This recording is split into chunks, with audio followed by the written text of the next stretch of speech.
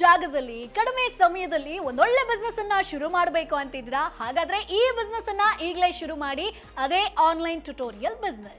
So ಈ business ಅನ್ನ ನೀವು ಶುರು ಮಾಡ್ತೀರಿ ಅಂತಂದ್ರೆ ನಿಮಗೆ ನಾಲೆಜ್ ಇರಬೇಕಾಗತ್ತೆ. ಕೈಯಲ್ಲೊಂದು ಲ್ಯಾಪ್ಟಾಪ್ ಅಥವಾ ಸ್ಮಾರ್ಟ್ ಫೋನ್ ಇರಬೇಕು, ಜೊತೆಗೆ ಇಂಟರ್ನೆಟ್ ಕನೆಕ್ಷನ್ ಕೂಡ ಇರಲೇಬೇಕು. ಸೊ ಈ ಬಿಸ್ನೆಸ್ ಅನ್ನ ನೀವು ಎಲ್ಲಿ ಶುರು ಮಾಡಬಹುದು?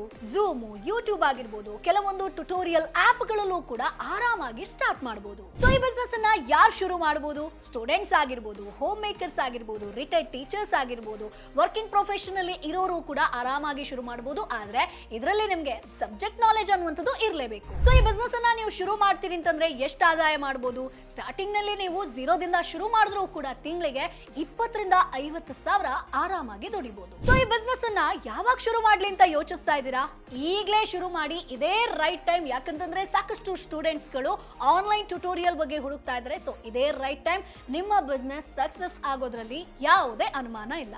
ಸೊ ಈಗ ಬಿಸ್ನೆಸ್ ಅನ್ನ ಹೇಗೆ ಶುರು ಮಾಡೋದು ಅಂತ ಯೋಚಿಸ್ತಾ ಇದ್ದೀರಾ? ಮೊದಲನೇದಾಗಿ ಚೂಸ್ ಯುವರ್ ಸಬ್ಜೆಕ್ಟ್. ಏನ್ ಹೇಳ್ಕೊಡ್ತೀರಾ, ಯಾವ ಸಬ್ಜೆಕ್ಟ್ ಹೇಳ್ಕೊಡ್ತೀರಾ ಅನ್ನೋದು ಫೈನಲ್ ಮಾಡ್ಕೊಳ್ಬೇಕಾಗತ್ತೆ. ಅದಾದ್ಮೇಲೆ ನಿಮ್ಮ ಒಂದು ಟ್ಯುಟೋರಿಯಲ್ಗೆ ಪ್ರೈಸ್ ಅನ್ನ ಫಿಕ್ಸ್ ಮಾಡ್ಬೇಕು. ಸ್ಟಾರ್ಟಿಂಗ್ ನಲ್ಲಿ ನೀವು ಸ್ಟೂಡೆಂಟ್ಸ್ ನ ಅಟ್ರಾಕ್ಟ್ ಮಾಡಬೇಕು ಅಂತಂದ್ರೆ ಫ್ರೀ ಇಂದ ಶುರು ಮಾಡಿ. ಅದಾದ್ಮೇಲೆ ಫಿಕ್ಸ್ಡ್ ಪ್ರೈಸ್ ಅನ್ನುವಂಥದ್ದು ಇರಬೇಕಾಗತ್ತೆ. ಹಾಗೆ ಕ್ರಿಯೇಟಿಂಗ್ ಎಂಗೇಜಿಂಗ್ ಲೆಸನ್ಸ್ ಅಂದ್ರೆ ಕ್ರಿಯೇಟಿವ್ ಆಗಿ ಹೇಳ್ಕೊಡೋದು, ಕಥೆಗಳನ್ನ ಹೇಳೋದಾಗಿರ್ಬೋದು, ಅಥವಾ ಸ್ಟೂಡೆಂಟ್ಸ್ ಅನ್ನ ತುಂಬಾ ಫೋಕಸ್ಡ್ ಆಗಿ ಇರೋದಕ್ಕೆ ನೀವು ಯಾವ ರೀತಿಯಾಗಿ ಟ್ರಿಕ್ಸ್ ಗಳನ್ನ ಫಾಲೋ ಮಾಡ್ತೀರಾ ಅನ್ನೋದು ಕೂಡ ನೀವು ಮುಖ್ಯವಾಗಿ ನೋಡ್ಕೊಳ್ಬೇಕಾಗತ್ತೆ. ಇನ್ನು ಕೊನೆಯದಾಗಿ ಪ್ರಮೋಟ್ ಯುವರ್ ಸೆಲ್ಫ್. ಸೊ ನಿಮ್ಮ ಟ್ಯುಟೋರಿಯಲ್ ಬಗ್ಗೆ ನೀವು ಹೇಗೆ ಪ್ರಮೋಷನ್ ಮಾಡ್ತೀರಾ, ಹೇಗೆ ಅಡ್ವರ್ಟೈಸ್ಮೆಂಟ್ ಮಾಡ್ತೀರಾ, ಸೊ ಬರುವಂತ ಸ್ಟೂಡೆಂಟ್ಸ್ ಮುಖಾಂತರ ನೀವು ಬೇರೆಯವರಿಗೆ ರೆಫರ್ ಮಾಡೋ ತರ ಕೂಡ ಮಾಡಬಹುದು. ಸೊ ನೀವು ಪ್ರಮೋಷನ್ ಅನ್ನ ಹೇಗೆ ಮಾಡ್ತೀರಾ ಅನ್ನೋದು ಕೂಡ ಇಲ್ಲಿ ಇಂಪಾರ್ಟೆಂಟ್ ಆಗುತ್ತೆ. ಸೊ ಸುಲಭವಾಗಿ ಮನೆಯಲ್ಲೇ ಕೂತು ನೀವು ಆರಾಮಾಗಿ ಈ ಟ್ಯುಟೋರಿಯಲ್ ಬಿಸ್ನೆಸ್ ಅನ್ನ ಶುರು ಮಾಡಬಹುದು. ಈ ಟಿಪ್ಸ್ ನ ತಪ್ಪದೆ ಫಾಲೋ ಮಾಡಿ.